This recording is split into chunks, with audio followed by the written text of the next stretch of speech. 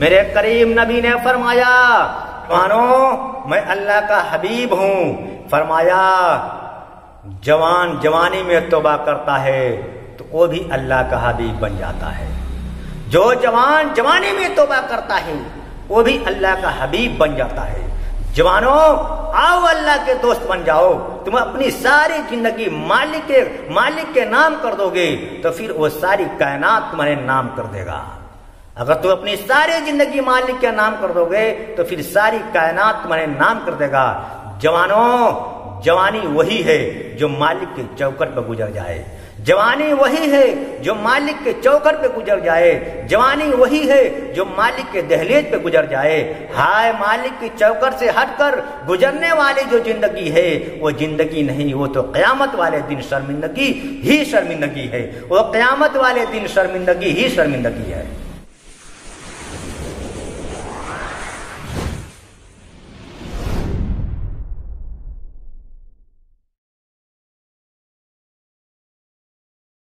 ونصلي على رسوله الكريم أما بعد فأعوذ بالله من الشيطان الرجيم بسم الله الرحمن الرحيم كل نفس ذائقة الموت. موت وہ جام ہے جو ہر شخص کو پینا ہوگا. موت وہ جام ہے جو ہر شخص کو پینا ہوگا. قبر وہ باغ ہے جہاں ہر شخص کو جانا ہوگا. موت سے کس کو رستگاری ہے, موت سے کس کو رستگاری ہے. آج نہیں تو کل ہماری باری ہے, آج نہیں تو کل ہماری باری ہے. او نادانوں جہاں گنتی الٹی چل رہی ہو بہت جلد وہ گنتی زیرو پر آ جاتا ہے. وہ نادانوں جہاں گنتی الٹی چل رہی ہو بہت جلد وہ گنتی زیرو پہ جاتا ہے. اے نوجوانوں تیرے سانسوں کی زندگی الٹی چل رہی ہے.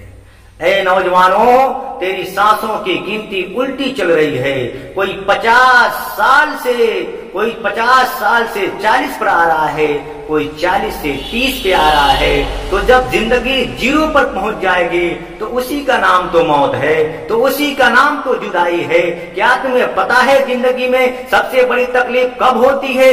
جی زندگی میں سب سے بڑی تکلیف تب ہوتی ہے جب کسی کو رخصت کی جاتی ہے, جب کسی کو الوداع کیا جاتا ہے, جب کسی عزیز کی, کسی جوان بھائی کی, نوجوان بیٹے کی یا بوڑھے باپ کی میت کو کندھوں پہ اٹھا کر قبرستان لے جایا جاتا ہے. اس وقت انسان کو سب سے بڑی تکلیف ہوتی ہے. اے دوست ایک یہ جہان ہے ایک وہ جہان ہے. ان دونوں جہانوں کے درمیان کا فیصلہ, ان دونوں جہان کا درمیان کا فیصلہ ایک سانس کا ہے. اگر سانس چلتی رہی تو یہ جہان ہے, اگر سانس رک گئی تو وہ جہان ہے. جب یہ سانسیں زیرو پر پہنچے گی تو اسی کا نام موت ہے, اسی کا نام موت ہے میاں, اسی کا نام جدائی ہے. تو اپنی اندھیری قبر کو روشنی کرنے کی تیاری کریں صاحب, اپنی اندھیری قبر کو روشنی کرنے کی تیاری کریں صاحب. آج زندہ انسانوں سے لوگ وفا نہیں کرتے, کل مٹی میں پڑے مردے کے لیے دعا کون کرے گا؟ آج زندہ انسانوں سے لوگ وفا نہیں کرتے, کل مٹی میں پڑے مردے کے لیے دعا کون کرے گا؟ ایک آدمی تھا ٹھیلے پہ برف بیچ رہا تھا اور ساتھ میں درد بھری آواز میں یہ کہہ رہا تھا, لوگوں مجھ پہ رحم نہیں کرتے, مجھ پہ رحم کرو. جس کا مال پگھلتا جا رہا ہے, جس کا مال قطرہ قطرہ گلتا جا رہا ہے, قطرہ قطرہ کر کے میری برف پگھلتی جا رہی ہے. خدا کا نام لو, میری برف خرید لو, میری برف خرید لو. میں نقصان میں جا رہا ہوں, قطرہ قطرہ میری برف پگھلتی جا رہی ہے, لہذا مجھ سے برف خرید لو, مجھے نقصان سے بچا لو. ایک بزرگ کہتے ہیں, اسی درد بھری آواز سن کے کہا, ان الانسان لفی خسر کا ترجمہ میرے سمجھ میں آ گیا. میں نے کہا وہ برف بیچنے والے جس طرح برف پگھلتی جا رہی ہے اسی طرح میری قیمتی زندگی پگھلتی چلی جا رہی ہے. तेरी बर्फ कतरा कतरा पिघलती जा रही है और मेरी जिंदगी सांस सांस पिघलती जा रही है। आज अगर तू बर्फ के बदले दिरहम ले लेगा, कोई और चीज ले लेगा, फिर तेरी बर्फ काम आ गई, और अगर उसके बदले में कुछ नहीं लेगा तो तू नुकसान में ही जाएगा। कहता है अगर मैं अपनी जिंदगी में कुरान पढ़ लूं, दरूद पढ़ लूं, तौबा कर लूं, अल्लाह को राजी कर लूं, फिर तो मेरी पिघलती हुई जिंदगी मेरे काम आ गई। हाय अगर तौबा ना की, इस जिंदगी में अल्लाह की जात को सजदा ना किए, तो जिस तरह तेरी बर्फ जाया हो रही है, ठीक इसी तरह मेरी जिंदगी जाया हो जाएगी। और क़यामत वाले दिन मुझे नुकसान का दिन देखना पड़ेगा। आज इस बयान को सुनने वालों, अल्लाह का शुक्र अदा करो कि सांसें आपकी भी चल रही है, और उस वक्त आवारगी में बैठे हुए नौजवान है, सांसें उनकी भी रफ्ता रफ्ता चल रही है। वो सांसें बेच कर न जाने क्या खरीद रहे हैं। मुबारक हो तुम लोग, मुबारक हो तुम लोगों को इस वक्त अपनी सांसें बेचकर अल्लाह का दीन खरीद रहे हो।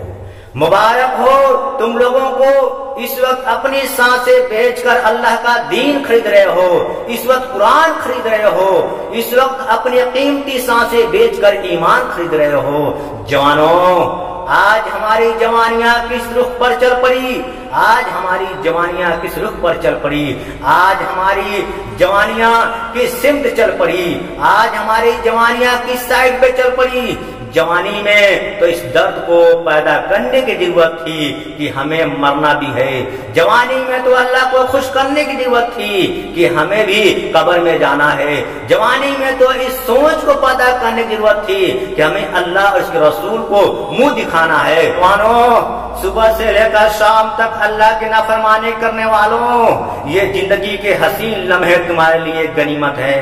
जवानों, इन्हीं लम्हों में कुछ कर लें, इन्हीं लम्हों में कुछ इकट्ठा कर लें, इन्हीं लम्हों में खुदा की मोहब्बत का दिया अपने अंदर जला लें। मालूम नहीं फिर फुर्सत मिले ना मिले, मालूम नहीं ये जिंदगी के फिर लम्हे मिले ना मिले। आज तेरे पास वक्त है कुछ करने का। ऐ नौजवान, आज तेरे पास वक्त है तौबा करने का, अल्लाह की जात का सजदा करने का और इसके रसूल को राजी करने का। एक बुजुर्ग ने किसी जनाजे में शिरकत की, तो जनाजा पढ़ने के बाद मैयत को दफनाया गया। दफनाने के बाद साथ में एक नौजवान खड़ा था। उस बुजुर्ग ने कहा, बेटे तुम्हारा क्या ख्याल, अगर ये शख्स जिसका हम लोगों ने जनाजा पढ़ा है, जिसको अभी दफन किया है, अगर ये शख्स दोबारा पलट कर दुनिया में आ भी जाए तो अब ये क्या करना पसंद करेगा। तो उस नौजवान ने कहा, वाह बाबा जी, वाह बाबा जी, अगर ये शख्स दोबारा दुनिया में पलट कर आ भी जाए तो ये शख्स कुरान पढ़ना पसंद करेगा, ये शख्स कुरान पढ़ना पसंद करेगा, ये सब कुरान पढ़ना पसंद करेगा, अब ये तौबा करना पसंद करेगा, ये अल्लाह और उसके रसूल को राजी करना पसंद कर लेगा। बाबा जी तड़प कर कहने लगे, बेटे मरने वाला तौबा नहीं कर सका तुम, लेकिन तुम जरूर तौबा कर लेना। मरने वाला तौबा नहीं कर सका, तुम जरूर तौबा कर लेना। मरने वाला तौबा काम नहीं कर सका, मरने वाला तौबा का काम नहीं कर सका। जो इसके नसीब में थी तौबा करना, उसके नसीब में थी कुरान पढ़ना, उनके जिंदगी में नहीं था। मरने वाले की जिंदगी तो मट्टी में मिल गई। तुम्हारे पास तो वक्त है तौबा करने का, तुम्हारे पास वक्त है कुरान पढ़ने का। ऐ जवान, ऐ नौजवान, ये जिंदगी के लम्हे तेरे लिए गनीमत है। इन्हीं लम्हों में कुछ कर ले, इन्हीं लम्हों में कुछ इकट्ठा कर ले, इन्हीं लम्हों में खुदा की मोहब्बत के दिए अपने अंदर जला ले। मालूम नहीं ये फुर्सत मिले ना मिले, मालूम नहीं है फिर जिंदगी के लम्हे मिले ना मिले। आज तेरे पास वक्त है कुछ कर ले। जवानों, आओ मैं एक ऐसे जवान की दास्तान सुनाता हूँ, एक ऐसे गुनाहगार की कहानी सुनाऊंगा जो गुनाहगार था, बदकार था, सियाकार था, खताकार था, जो सुबह से लेकर शाम तक गुनाहों के दलदल में फंसा रहता था।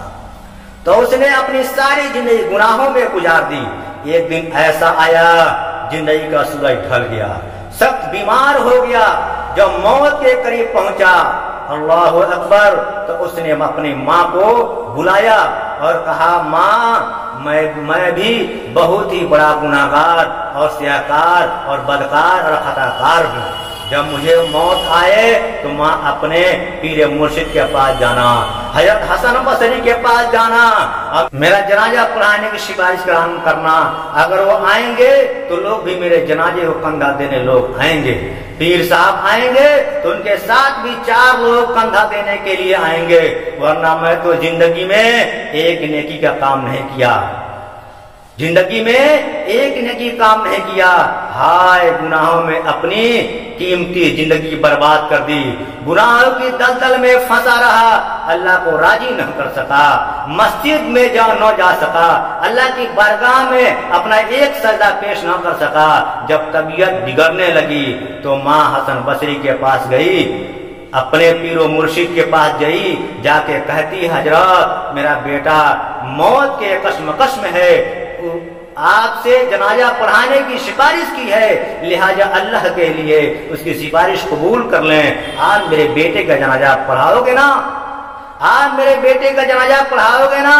حضرت نے کہا محترمہ میں نے کبھی آپ کے بیٹے کو سجدہ کرتے نہیں دیکھا، کبھی میں نے اس کو مسجد میں نہیں دیکھا، کبھی میں نے اس کو نماز پڑھتے نہیں دیکھا، قرآن پڑھتے نہیں دیکھا، کوئی اچھا کام کرتے نہیں دیکھا، اس کا جنازہ کیسے پڑھاؤں؟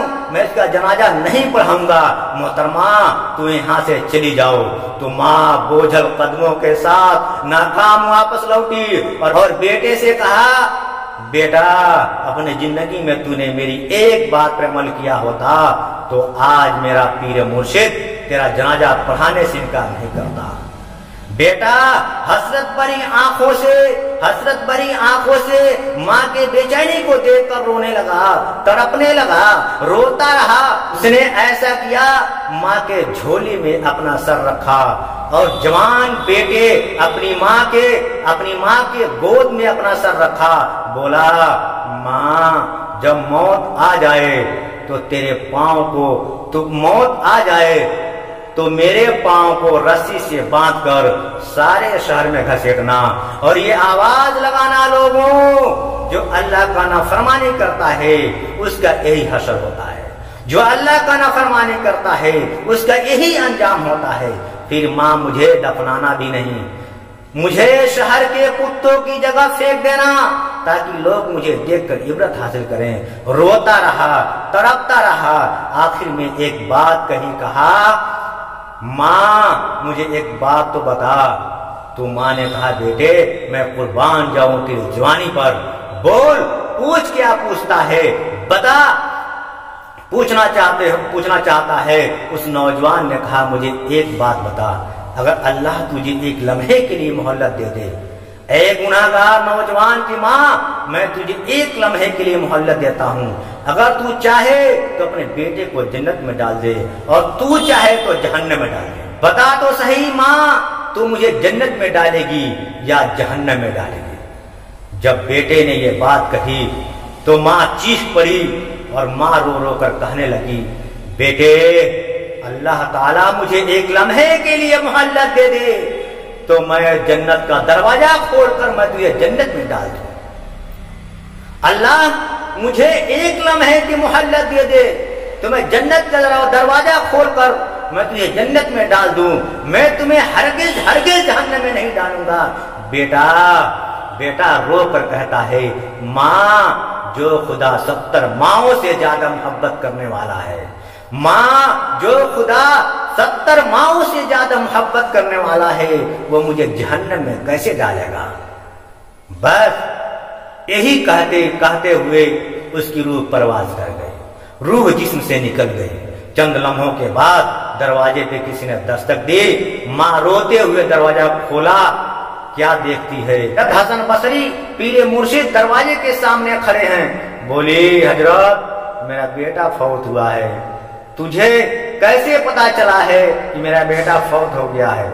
عرض کرنے لگی مائی جب تم میرے پاس گئی تھی جنازے کی سفارش کرانے کے لیے اور جب تو واپس لوٹی لوٹی تھی تو میری آنکھ لگ گئی، نیند آئی تو خواب میں کسی کہنے والے نے کہا او حسن بصری، تو نے ایک اللہ کے دوست کا جنازہ پڑھانے سے انکار کر دیا، تو نے ایک اللہ کے دوست کا جنازہ پڑھانے سے انکار کر دیا، تو نے انکار کیوں کیا؟ تجھے پتا نہیں ہے وہ ایک اللہ کا دوست ہے، وہ اللہ کے دوست کا جنازہ تھا، تو نے انکار کیوں کیا؟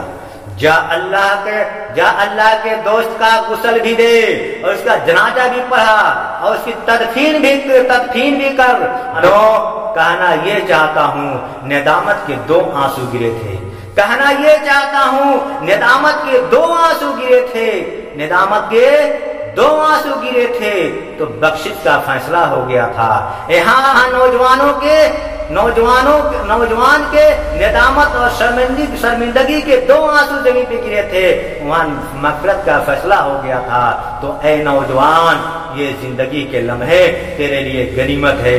میرے کریم نبی نے فرمایا جوانوں میں اللہ کا حبیب ہوں، فرمایا جوان جوانی میں توبہ کرتا ہے تو وہ بھی اللہ کا حبیب بن جاتا ہے، جو جوان جوانی میں توبہ کرتا ہے وہ بھی اللہ کا حبیب بن جاتا ہے۔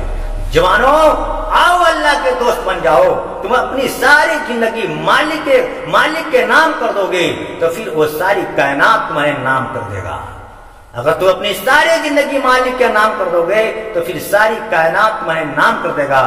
جوانوں جوانی وہی ہے جو مالک کے چوکٹ پر گزر جائے، جوانی وہی ہے جو مالک کے چوکٹ پہ گزر جائے، جوانی وہی ہے جو مالک کے دہلیز پہ گزر جائے۔ ہائے مالک کی چوکٹ سے ہٹ کر گزرنے والی جو زندگی ہے وہ زندگی نہیں، وہ تو قیامت والے دن شرمندگی ہی شرمندگی ہے، وہ قیامت والے دن شرمندگی ہی شرمندگی